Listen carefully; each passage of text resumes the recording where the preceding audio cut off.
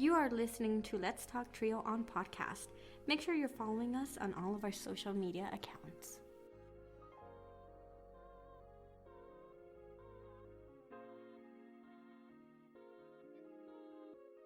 Thank you everyone for continuing to listen to Let's Talk Trio. I wanted to take a moment to thank the audience for continuing to download our podcast and for sharing on social networks. That really helps out our podcast. I'm editing this podcast as I'm attending the NASPA conference in Orlando, Florida for the First Generation Conference. So far the experience has been great. It's been a long travel on Saturday and looking forward to the experiences. I'll do a full report on the next episode. For today's interview, I had Tyler Loven from Colorado State University, a participant of the TRIO Academic Advancement Center, who will talk about his journey through TRIO. Now, this student story is very inspirational. I want to encourage our listeners to contribute to the podcast. Again, continue sharing, continue talking to other people about the podcast. More importantly, see if you can get on the show. We'd love to do an interview with you, whether it's by phone or in person. We can make things work out. I'm excited to be interviewing more guests this summer. We have Carmen Rivera from Colorado State University, who will be joining us. She's from the Vice President for Student Affairs office. We also have some guests from Clovis Community College joining us in July. I'm also excited to be interviewing Spencer, a student at Colorado State University, who will join us in the podcast. Without further delay, here's Tyler with his interview. Hello everyone and welcome to another episode of Let's Talk Trio. Today's guest is Tyler Loven, who is a student here at Colorado State University and a participant of the TRIO Academic Advancement Center program. Tyler, welcome to the program. Thank you. It was great catching up with you in the TRIO Day celebration. It was a great event, and you were a participant, TRIO AAC. You were able to share a little bit about your story at CSU, and I got to learn through you that you're a huge Patriots fan. Yes. So, yeah. How did that come to be? How are you a huge Patriots fan? Well, growing up like me, Colorado natives, I grew up in a Denver Bronco household. Oh yeah. And especially during the time when John Elway was the big star quarterback. Yeah. As he retired, I saw that the team wasn't doing so well, and they've been struggling ever since, and so I wasn't really quite satisfied with how things were. And so I started looking around to see what other teams there are that do well, and I found that the Patriots do well, and we haven't always done as well as we have pre-Brady era. But ever since he came in, it's been fantastic, and the rest is history. Yeah, it's been a big ride for Patriots fans. Yeah. Honestly, I mean, like pretty much every fan, I'm a little nervous to see how we do after he retires, but I think we'll be okay. Yeah. You decided to do a follow-up podcast, which I'm very, very happy with, because a lot of students like to get their story out there. Like they do like one-on-one interviews because it really gives them a chance to talk about their journey and their way up to post-secondary education, which that's the goal for a lot of TRIO programs. Now, you're a participant of the TRIO Academic Advancement Center. Remind us a little bit, if folks who haven't heard the episode, a little bit of background about you, and then we'll go from there.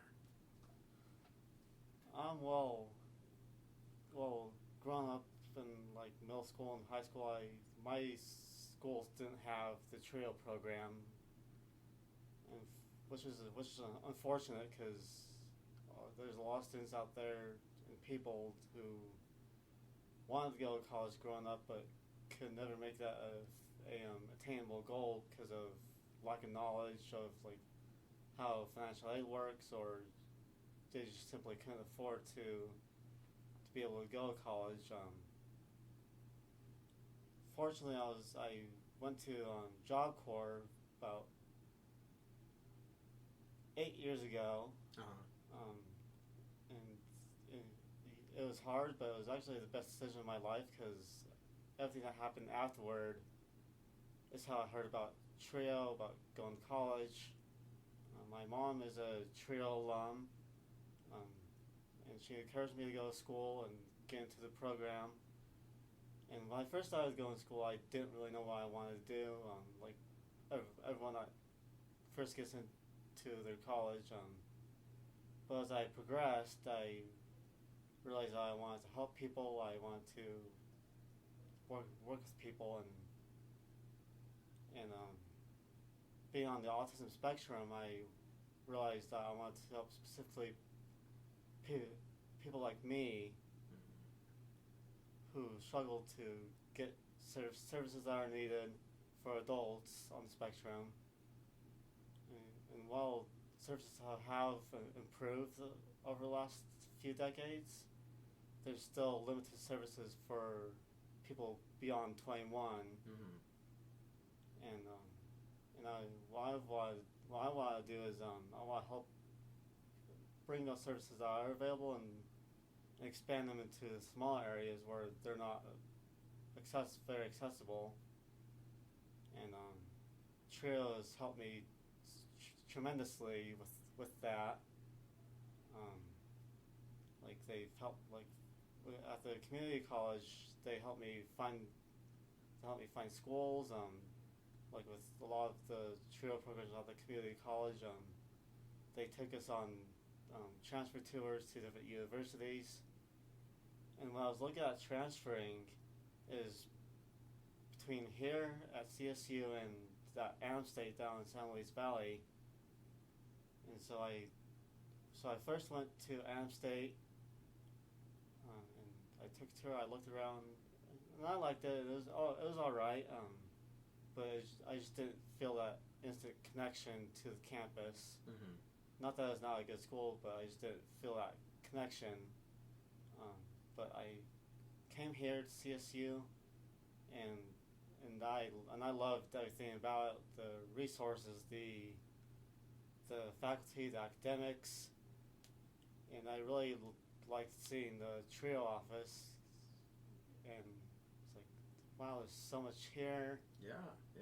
And I was like, it's kind of like my sweetheart of colleges in a way.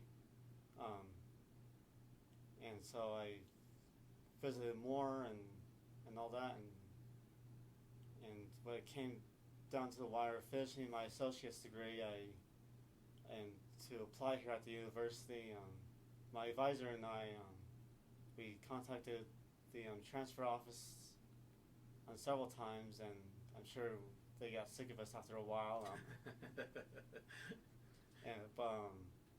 But yeah, we got the paperwork filled out,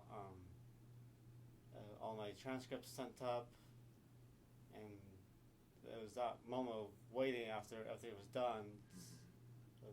That normal nerve-wracking, am I going to get in, am I not? And also, I didn't think I'd be accepted. And then I sat down for dinner one night, and I got an email saying, "Welcome to CSU." Wow. That must have been a real highlight moment for you, getting an acceptance. Yeah, I was really excited. My family was excited. And once I got that email, my first thoughts were, what's next? What do I need to do now? And so I got in touch with my academic advisor, and he helped me guide through everything else that I needed to do. Apply for the Trio program here, make sure everything's set for graduation and for transfer, as far as academics, getting me signed up for orientation, housing, and it was just it was a challenging experience, but I'm glad I did it, and I'm really happy to be here at CSU. Yeah. Well, and we're very glad to have you here on the podcast talking to you to Tyler about his story.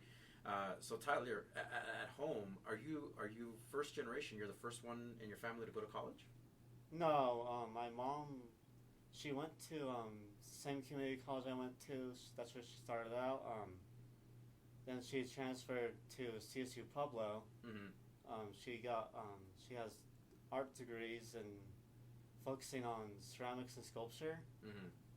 and she was part of the trio programs at both schools, and and as I said earlier, that's how I got into the program because of her. Yeah.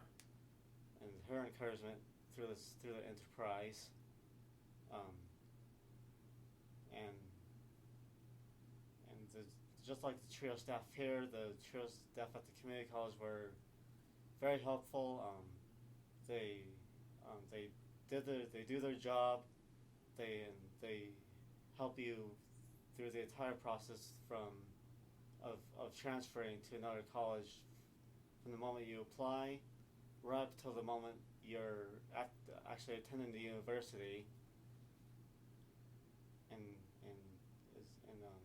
those advisors were really great. And now that I'm here, it's just been a continuation of great advisors and great support. Like I could go to an advisor and kind of unload my issues of the day, and they take it with great stride and help me through it, and I'm nothing but grateful for their support. Fantastic. And right now, you're studying. What is it that you're studying at CSU? I'm currently a psychology major, but I'm currently thinking about switching to human development and family studies. All right, right on. And you said that earlier you have been inspired to work with people in the autism spectrum because you identify with that population and you feel like you can make significant contributions there. Yeah. Can you talk to us a little bit about that experience and, if you want, kind of talk to us about how was that like growing up?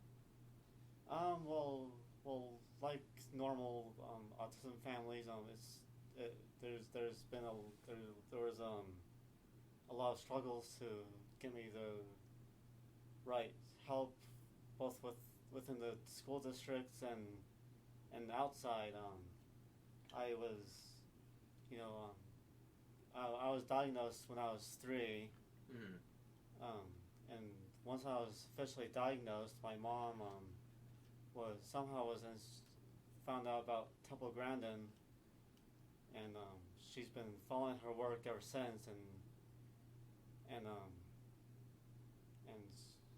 because of Dr. Grandin, she was able to find other resources within my hometown, as far as like speech therapy, occupational therapy, to get me where I am, and as well as IEPs to help me succeed in school, and I'm sure getting all the resources for me weren't easy for her,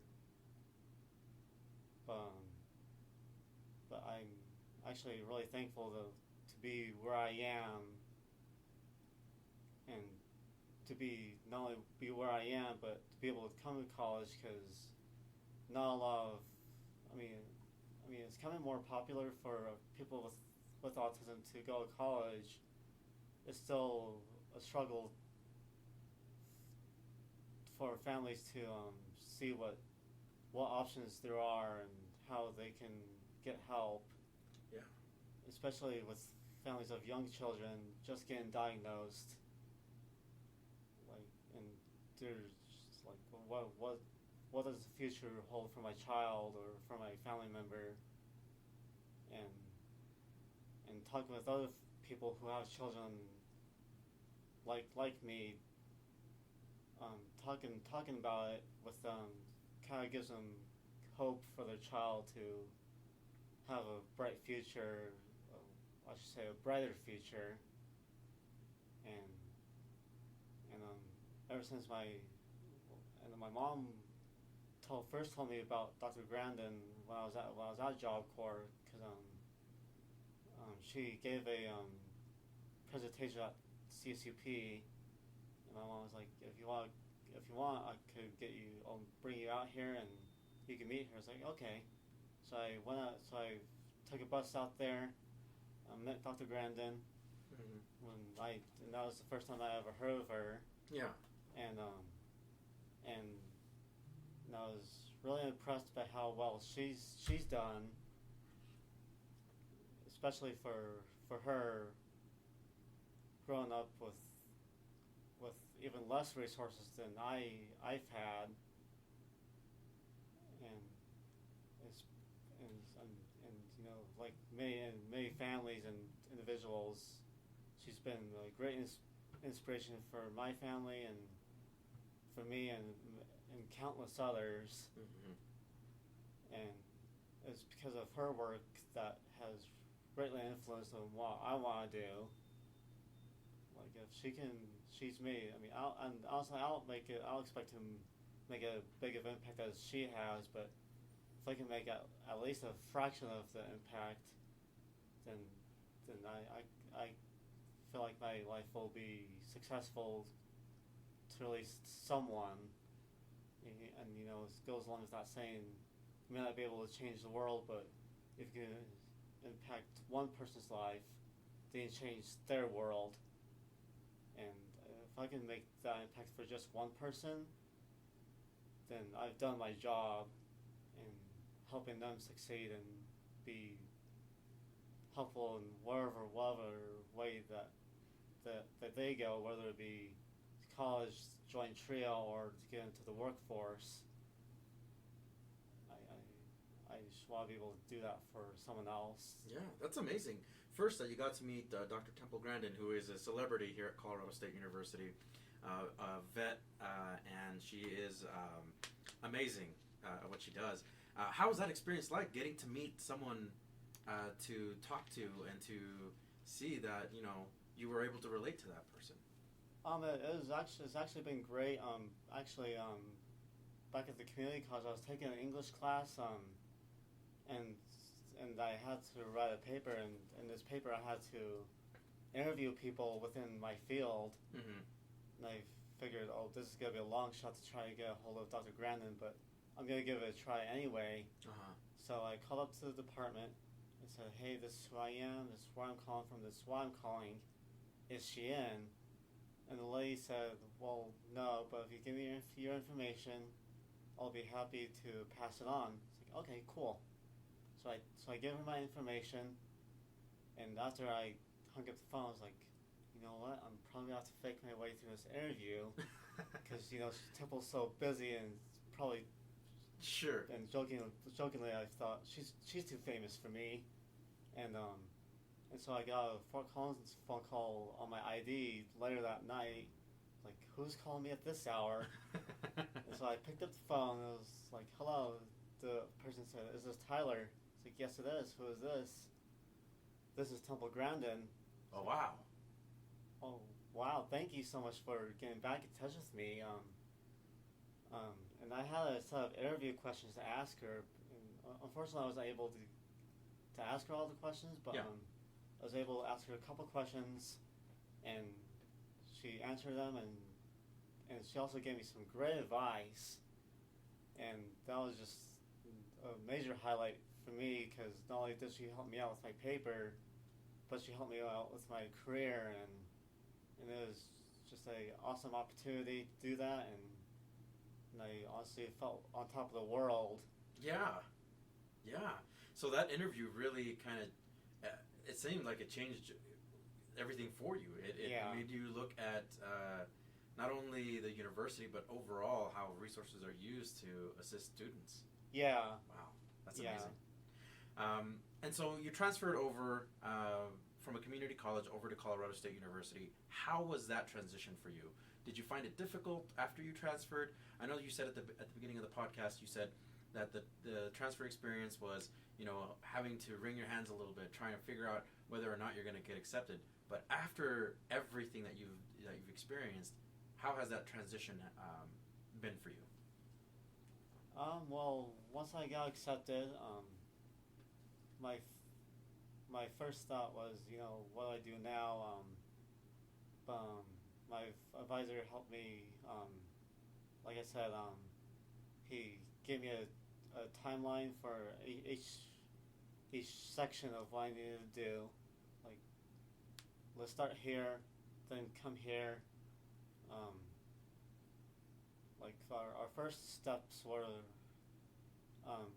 finding me some sort of housing, and we were both under the understanding that if I sent my paperwork saying what I was diagnosed with, then I would be able to live in dorms for a cheaper rate. Mm-hmm. And I later learned after I moved in that wasn't true. Mm-hmm. While the university and housing will accommodate based on disability needs, they don't accommodate like financially like Mm-hmm. making that reduced cost based on disability. And well, that was unfortunate. I chose to just stay there for the rest of the semester, so I could at least have a little bit of experience with the dorm life. And that was a interesting experience. To kind of bring it back to topic, I figured out housing. The next thing to do was figure out what my what was I doing next? What orientations to sign up for with the university, and I signed up for that. My mom attended that with me, and she was just as blown away as I was when I first visited the university. And she was really impressed by the campus, by the academics, the support that was here, Mm-hmm. and and then we both really have enjoyed it here. Unfortunately, she wasn't able to be with me here, and it's not that I expected her to be here, because that's a challenge to bring your family up. So I've been here through like most students, being away from home, and it's been really great having not only someone here that's close, but having someone back home kind of cheering me on, and she's been, and her advice has been really helpful as well. Um, Given that she was a alum student, and I learned through the last office I was with, the director there gave me a fun fact. John Kinoris, Mm-hmm. with Investigation Discovery, he's a TRIO alum as well. Yeah. The guy from What Would You Do and Yeah. all those other shows. Yeah. Yeah, and I found that rather fun, because I enjoy watching his shows and other Investigation Discovery programs on that channel. But anyway, so dorm life is an interesting experience. But honestly, I felt a little out of place, because I'm an older student, and being in the dorms with younger people, I honestly kind of felt like the grumpy old guy from down the street. But you're a non-traditional student in coming into a university transfer, and you're having to adapt, right, to what seems to you like a younger population. Yeah, and like most people with like on the spectrum, big changes are challenging. New environments, new habits, new routines I have to learn, and I was able to adjust all right. Just got to advocate for myself a little bit more than I was used to at the community college. Got to ask a lot more questions. Like, who do I talk to about this? Who do I talk to about that? And a great start for me has always been TRIO, and asking my advisor, like how do I start this? How do I start that? Where do I find this resource? And she's been extremely helpful. In fact, Betty reminds me a lot of an advisor I had at the community college, Sarah, and that Sarah, she was amazing with me. I got as an academic advisor. We and when I first joined Trio, I was that quiet guy. Only spoke a few words to people, just because I was just nervous, Yeah. like normal college students are. But she was really able to bring me out of my shell. We connected very well, and Sarah really knew how to motivate me in a way that most people haven't. We had we shared some common interests, like we both enjoyed Big Bang Theory, and that was one way that she really motivated me. Was we quote lines from the show, Mm-hmm. and and and and coming here, Betty, she she knows how to motivate me. I mean, not in the sense that like we quote lines to each other from the show, but she just knows how to take what I'm going through each day, and trying to connect me to different people and different resources, and I'm very grateful for both Sarah and Betty. They like I said before in the previous podcast, they both have done their job very well and just go above and beyond. Yeah, they really do. I think the Trio Academic Advancement Center, you get to work with great staff over there, and just my own experience with them has been nothing short of phenomenal. They Yeah. always go above and beyond, absolutely. So Tyler, your experience with the Trio Academic Advancement Center, your involvement, what makes you passionate about being in the Trio programs? Well, I'm passionate about the Trio because it not only helps me immensely, but as I've seen, it helps plenty of other people, and I've listened to your previous episodes of this podcast and seen how much it's impacted you and how much it's impacted other people who have been guests on your show, and it's just been a fantastic opportunity.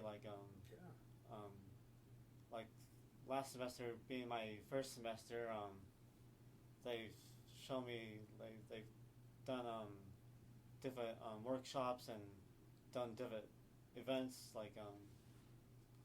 Back in October, they took us on took us to one of the farms nearby for the pumpkin patch. Oh yeah, yeah. And that was really fun to do that. No one were able to enjoy the festivities of going through the corn maze and picking up pumpkins. We were able to get a group photo.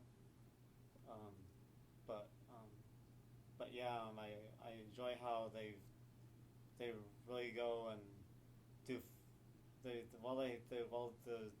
help us through our serious moments. They also have those fun activities like that. I like how they work with Havoc to bring in how those volunteers bring in their pets from home during finals week, and I really enjoyed being here at CSU and being a part of the Trio program. I always enjoy being in the office and hanging out with the advisors, with the other students, and it's just been really fun. Yeah. Well, Tyler, your journey as a student who identifies in the autism spectrum, and you serve as an inspiration. I think that having to talk to Temple Grandin, which is amazing, by the way, that you were able to do that. Yeah. And you were able to connect to campus and bring out the best version of you to really continue your studies. And now you want to go to HDFS. And sorry, I'm using acronyms. HDFS is Human Development Family Studies, like Tyler said earlier. and you're willing to give back to a community that needs a lot of resources and needs a lot of assistance. And yeah, you just serve as a great role model and a great inspiration for that. Thank you. And since Temple's been a huge influence in my life, other than sports figures, of course. But yeah, if Temple has been such an influence on so many lives, there have been nights where I thought about how much of an impact have I made thus far, just talking about the struggles that not only I've gone through, but what other people have gone through. How much of an impact have I alone made on friends growing up, and if I can make an impact somehow, then I like I said, I'll be I feel like I've done something right, in the right direction. Absolutely. So as we wrap up our podcast, Tyler, is there anything that you would like to say to listeners out there who are listening to your story and listening to what you have to say? Is there any parting words you'd like to say for this podcast? Don't give up. I know things may seem hard now, but there's always a light at the end of the tunnel, and just keep pushing through, and don't give up, because your story may be the key to open someone else's door. I like that. That's really cool. We'd love to follow up with you again to do another podcast series, see where you're at that point. If you're okay with it, would you like to tell the audience when you're possibly graduating? I might be graduating by 2021, maybe 22. Okay. I'm not quite sure yet, but hopefully within the next couple and a half, 3 years. Hopefully the Patriots continue the winning streak for your sake. Yes. Absolutely. Just so you know, FYI, I'm a huge Carolina Panthers fan, so... I'm sorry. I almost felt that coming. But it was a pleasure having you on the podcast. We definitely want to do a follow-up and see how things are going for you at that point.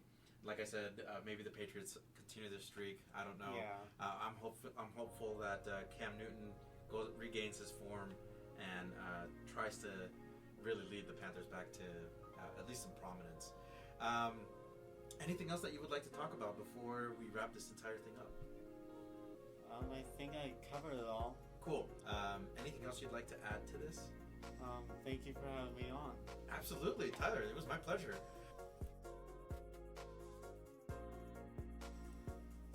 What a great interview. I want to again thank Tyler for coming on to the podcast and sharing his story on Let's Talk Trio. His story is very unique in that he got to meet a celebrity at Colorado State University, Temple Grandin, who is widely recognized as a great instructor, professor, and to get a personal call from someone of that caliber, it's magnificent and great. So we're very excited for the upcoming schedule. We have various former participants, current staff. I'm really excited about upcoming interviews with Spencer and with Clovis Community College. Trina Wally might have somebody else as well. With Carmen Rivera, who is, again, with the Vice President for Student Affairs Office. I'm excited for that interview as well. We both share some commonalities here and there, and I think in the interview it'll be a little bit more apparent. I am also looking forward to collaborating with the Upward Bound programs here at Colorado State University. So we've been talking it up, and it's been this thing that's been just kind of growing in the background. We've been talking with the staff at Upward Bound, Jose and Sean, to see if we can interview some students from the Upward Bound program, and they can be on the podcast to share their experiences and share their stories, which would be magnificent to do. So we're going to make that into a podcast series or a little mini series within the podcast. So again, I just want to say a thank you to my colleagues, John and Amelia, for being very flexible and allowing this podcast to move as it needs to. A special thanks to our honorary co-host, Roderick Chambers, for all of his support and for his guidance through this podcast. Special thanks to Scott Kendall, who is tech advisor, and not to take away anything from my colleagues, because Amelia and John do an excellent job of keeping me level and making sure that this podcast continues to grow. I want to send a special shout out to the Colorado chapter of Aspire for continuing to support us.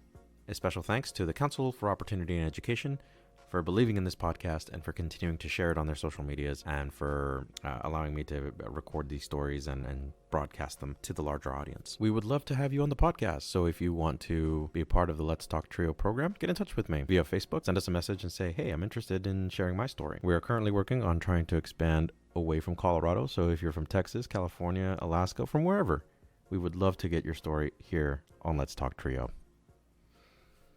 An inspirational quote to end our program.